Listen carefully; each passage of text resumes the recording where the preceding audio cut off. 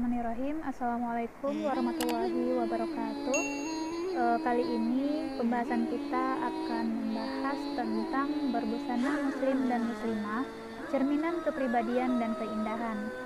Nah, di sini kita akan membahas bagaimana cara berpakaian menurut aturan agama Islam. Mulai pelajaran, lebih baik kita membaca doa terlebih dahulu agar apa yang kita pelajari mendapatkan keberkahan dan kemudahan serta kelancaran. Bismillahirrahmanirrahim. Rabbi zidni ilma warzuqni fahma waj'alni minas sholihin. Amin. Adapun kompetensi dasar pada materi ini, yang pertama adalah terbiasa berpakaian sesuai syariat Islam. Kedua, menunjukkan perilaku berpakaian sesuai syariat Islam. Ketiga, menganalisis ketentuan berpakaian sesuai dengan syariat Islam. Dan keempat adalah menyajikan keutamaan tata cara berpakaian sesuai syariat. Nah, di sini ketentuan berpakaian sesuai syariat Islam yaitu di mana kita selaku umat beragama Islam diperintahkan untuk menutup aurat. Nah, selain itu memahami aurat dan batasan-batasannya. Nah, kita harus mengerti atau memahami aurat dan batasan-batasannya, serta mampu memahami berbusana muslim dan muslimah yang baik dan benar, serta membiasakan diri dengan berbusana muslim dan muslimah. Nah, di sini perintah menutup aurat itu terdapat dalam surah Al-A'raf ayat 31. Bismillahirrahmanirrahim.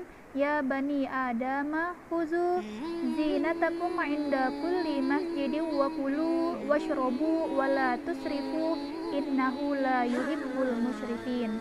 Nah, di sini artinya, hai anak Adam, pakailah pakaianmu yang indah di setiap memasuki masjid. Makan dan minumlah dan janganlah berlebih-lebihan. Sesungguhnya Allah tidak menyukai orang-orang yang berlebih-lebihan.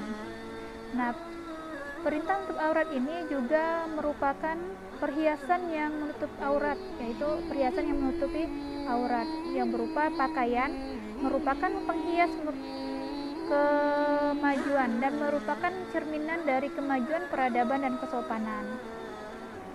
Dalam surah Al-A'raf ayat 27 juga menjelaskan, hai anak Adam, janganlah sekali-sekali kamu dapat ditipu oleh syaitan, sebagaimana ia telah mengeluarkan kedua ibu bapakmu dari surga. Ia menanggalkan dari keduanya pakaiannya untuk memperlihatkan kepada keduanya auratnya. Sesungguhnya ia dan pengikut-pengikutnya melihat kamu dan suatu tempat yang kamu tidak bisa melihat mereka.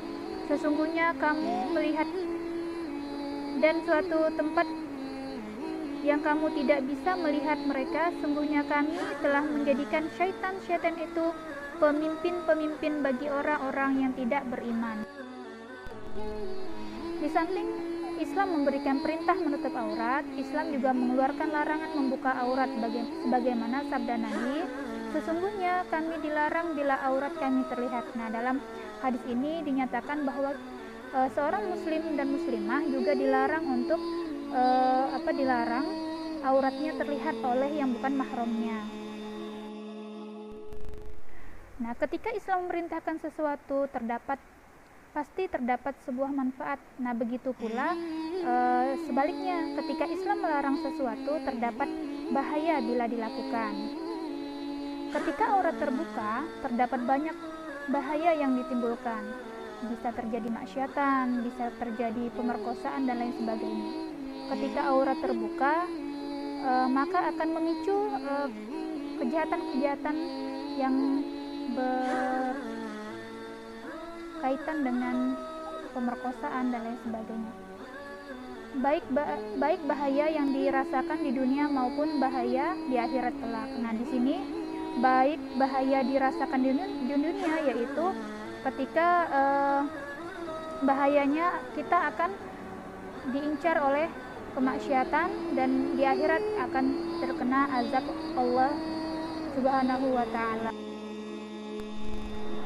Nah, Di sini bahaya membuka aurat yang pertama yaitu adalah rentan terkena kanker kulit. Nah, di sini setelah banyak sekali para dokter-dokter di luar negeri menyatakan bahwa terpaparnya matahari yang mengenai kulit itu bisa mengakibatkan kanker kulit. Nah, di sini bahaya membuka aurat adalah rentan terkena kanker kulit.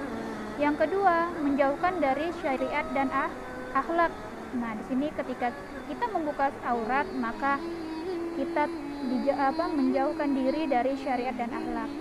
Yang ketiga, hilangnya rasa malu. Ya, tentu saja ketika kita membuka aurat kita, yaitu bagian-bagian sensitif terlihat, situ sudah tidak ada malu, berarti malu telah hilang dalam diri seseorang. Berikutnya, senantiasa diperbudak oleh hawa nafsunya. Nah, bahaya berikutnya yaitu menjadikan manusia tersibukkan oleh syahwat farjinya. Nah, farji di sini mungkin kalian sudah tahu ya. Nah, turunnya mutu pendidikan ketika seseorang berpakaian yang tidak layak, di situ juga mencerminkan bahwa mutu pendidikan dia juga. Nah, di sini bahaya pamer aurat dalam Al-Qur'an dan Sunnah. Yang pertama mendapatkan azab yang pedih di dunia dan di akhirat. Ini terdapat dalam surah An-Nur ayat 19. Sesungguhnya orang-orang yang ingin berita perbuatan yang amat keji itu tersiar di kalangan orang-orang yang beriman.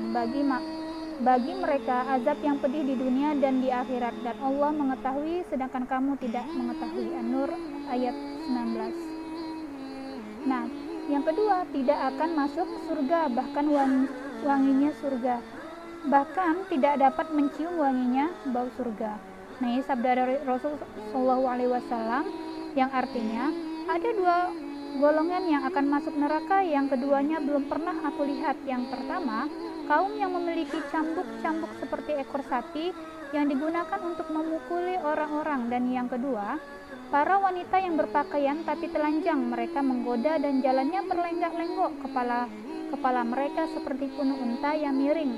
Para wanita itu tidak akan masuk surga, padahal wanginya surga bisa tercium dari jarak perjalanan sejauh ini dan itu.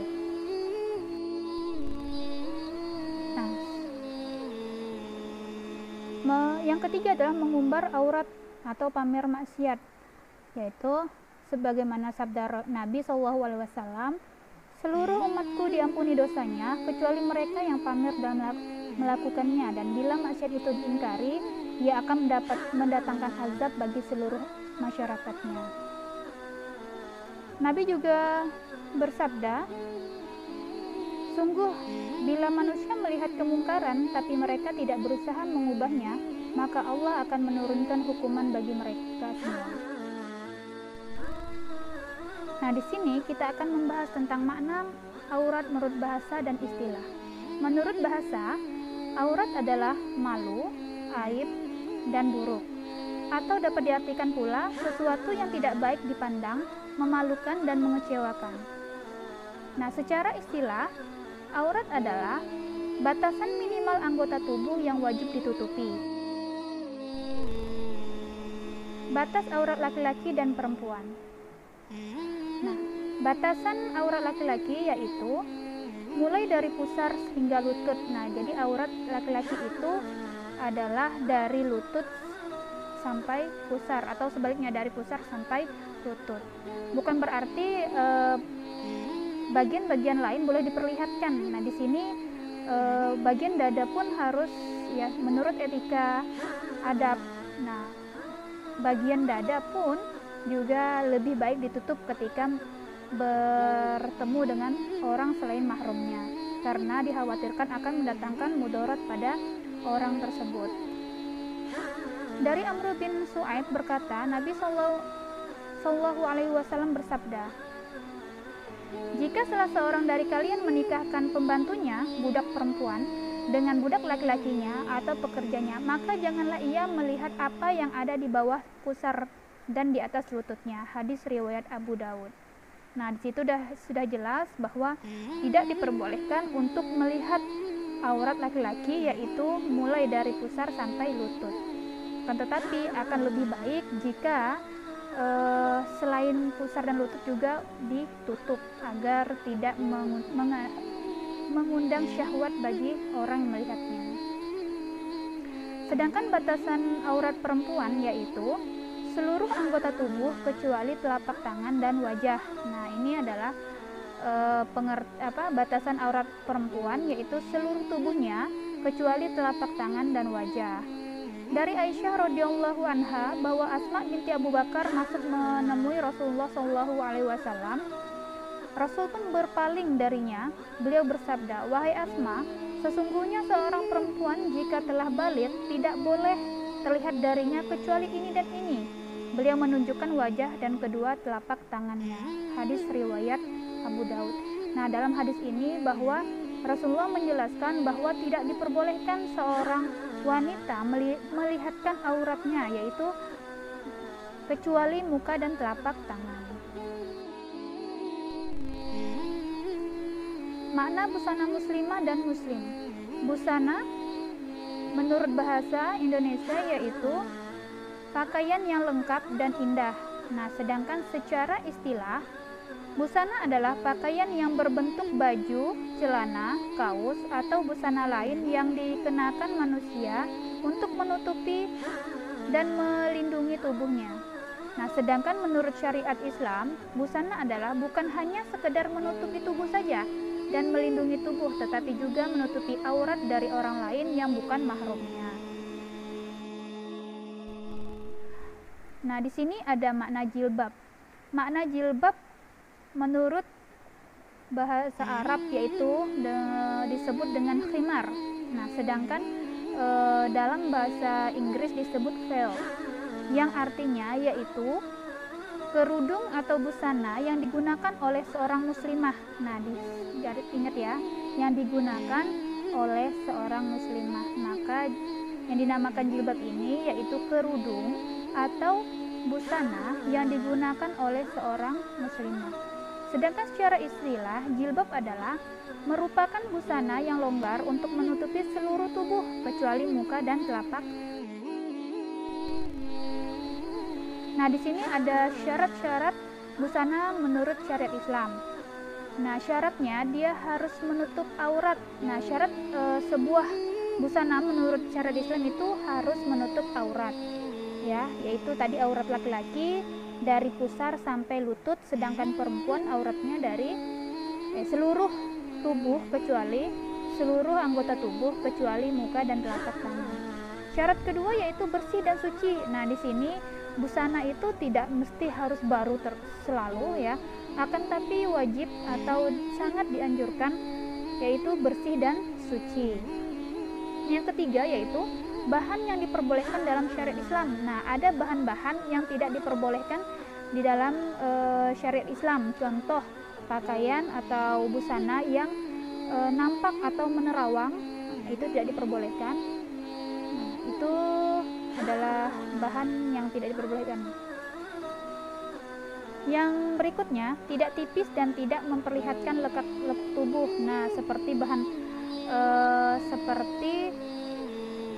baju-baju yang membentuk lekuk tubuh itu seperti kayak ketat gitu ya, kata orang ketat. Nah, berikutnya yaitu rapi dan indah. Nah, di sini busana tidak harus baru, tapi dia cukup rapi dan indah. Nah, di sini fungsi busana menurut syariat Islam. Nah, fungsinya yaitu menutup aurat. Nah, ada sebuah busana tapi dia tidak menutup aurat. Nah, itu tidak termasuk fungsi dari busana menurut syariat Islam. Nah, jadi yang fungsi busana menurut syariat Islam itu dia harus yang pertama menutup aurat. Yang kedua, perhiasan. Nah, kenapa dikatakan perhiasan di sini adalah busana itu adalah identitas ya, atau sebagai sesuatu yang baik ya, maka dikatakan perhiasan. Yang ketiga, melindungi tubuh dari sengatan matahari, angin, dan hujan. Nah, ini adalah fungsi busana juga, yaitu melindungi tubuh dari sengatan matahari, angin, dan hujan. Nah, berikutnya, simbol bagi umat Islam. Nah, ini adalah untuk membedakan suatu kaum atau seseorang itu bisa dilihat dari busananya atau pakaiannya. Kenapa dikatakan seperti itu? Karena tentu saja seorang muslimah dan muslim, dia akan menggunakan pakaian atau busana sesuai dengan syariat Islam, yaitu menutup aurat. Nah, yang berikutnya adalah melindungi diri dari kejahatan. Nah, fungsi dari sebuah busana tersebut adalah untuk melindungi dari kejahatan. Nah, di sini sudah jelas kenapa fungsinya melindungi diri dari kejahatan. Karena aurat yang membuat syahwat menjadi memuncak itu bisa tertutupi oleh busana. Nah, di sini ada kriteria pakaian muslim. Yang pertama, dia tetap harus menutup aurat. Yang kedua, tidak terbuat dari emas atau sutra. Nah, di sini seorang laki-laki diharamkan menggunakan pakaian yang terbuat dari emas ataupun sutra. Nah, yang berikutnya adalah tidak menyerupai busana perempuan. Nah, seorang muslim tidak diperkenankan atau tidak diperbolehkan untuk memakai busana yang menyerupai perempuan. Menyerupainya saja tidak boleh, apalagi busana perempuan yang digunakan, itu tidak diperbolehkan.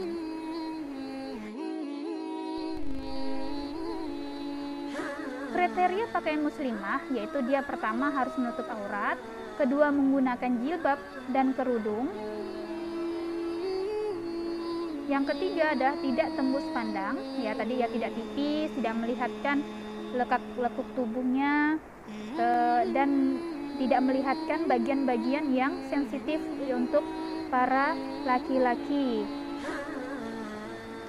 Yang keempat, tidak memperlihatkan bentuk dan lekuk tubuh. Dari pakaian-pakaian ketat itu tidak diperbolehkan. Nah, yang terakhir tidak tidak tabarruj. Tidak tabarruj ini adalah tidak berlebih-lebihan dalam berpakaian. Berlebih-lebihan di sini adalah misalnya dia menggunakan sesuatu yang tidak sesuai atau memancing seorang muslim atau seorang laki-laki memuncak sebuah syahwat yang akhirnya berdampak kepada kemudaratan bagi si muslimah tersebut. Ini yang terakhir, tidak menyerupai busana laki-laki. Seorang wanita atau seorang muslimah tidak diperbolehkan menggunakan pakaian atau menggunakan busana yang menyerupai, tidak boleh yang menyerupai pakaian laki-laki. Nah, di sini hukum menutup aurat yaitu adalah seorang muslim dan muslimah wajib hukumnya dalam menutup aurat. Terdapat ini dijelaskan dalam surah An-Nisa ayat 31 yang artinya, Bismillahirrahmanirrahim, hai Nabi, katakanlah kepada istri-istrimu, anak-anak perempuanmu, dan istri-istri orang mukmin, hendaklah mereka mengulurkan jilbabnya ke seluruh tubuh mereka. Yang demikian itu supaya mereka lebih mudah untuk dikenal, karena itu mereka tidak diganggu dan Allah Maha Pengampun lagi Maha Penyayang. Oke, sudah selesai materi pembahasan kita kali ini. Nah, untuk berikutnya kalian silahkan klik saja link ini itu untuk mengisi kuis. Nah, kuisnya sudah disediakan, jika tidak diisi dengan baik, benar, secara benar jangan asal-asal diisi. Dan Ibu harap kalian sudah mengerti. Di sini jika ada yang belum dipahami atau belum dimengerti, silahkan untuk ditanyakan via WhatsApp atau di Google Classroom ataupun di komentar di YouTube. Silakan untuk ditanyakan kira-kira apa yang belum dipahami. Itu saja yang dapat Ibu sampaikan. Untuk untuk menyudahi pembelajaran kali ini, mari kita berdoa. Bismillahirrahmanirrahim. Allahumma arinal haqqo haqqo warzuqna tibaa wa arinal batila batila warzuqna tinaba. Ibu akhiri, wabillahi taufiq wal hidayah. Wassalamualaikum warahmatullahi wabarakatuh. Ketemu lagi di materi berikutnya.